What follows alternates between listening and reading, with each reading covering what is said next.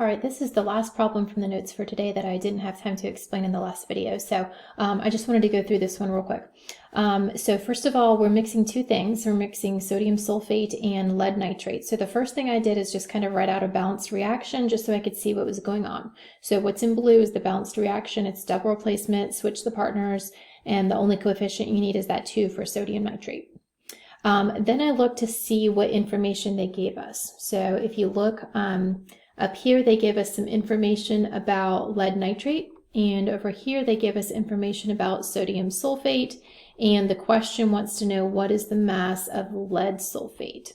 So they're asking us about one compound, and they're giving us information about two different compounds. So the question is, how do you know which one to use when they gave us two different ones? And that's how you know this is a limiting reactant problem. So we don't know which one of these we're going to run out of first, but that's what we have to identify. So when you're doing limiting reactant, you're going to focus on one chemical. So let's start with the PbNO3, that's the one I did in green, and you're going to turn it into your product. So the product that we want to know information about is the lead sulfate. So I started with the information they gave us. They gave us volume and molarity, and when you multiply those, you can get moles.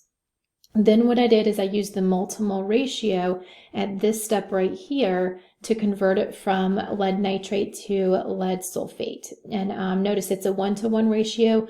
Those ones came from the balanced reaction.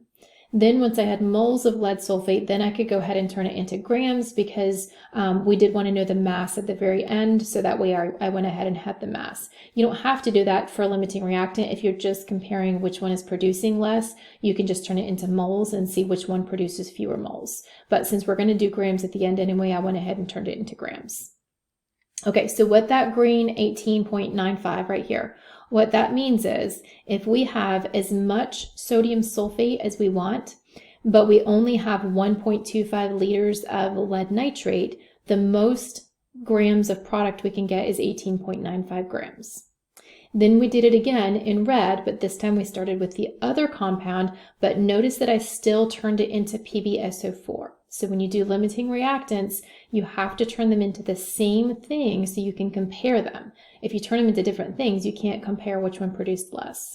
So we turned it into lead sulfate again. So we used the molarity to get to moles. Then right here at this step is the mole-to-mole ratio from the balanced reaction, which turns it into lead sulfate, and then we can turn it into grams. So what that 15.2 means is that if we have 2 liters of sodium sulfate, but we have as much lead nitrate as we want, the most product we can make is 15.2 grams. Once you get your two amounts for limiting reactants, the amount that's produced is the least number right here, 15.2 grams. That is how much is produced, because once we make 15.2 grams, we run out of sodium sulfate and we don't have any more to make, and so we can't make any more product. So in this case, the limiting reactant was the sodium sulfate, and the excess reactant was the lead nitrate. So we had extra lead nitrate at the end. And the answer to the question is 15.2 grams, because that's how much lead sulfate we could form in terms of mass. That's what they were asking for, was the grams. And that's it for this section of notes.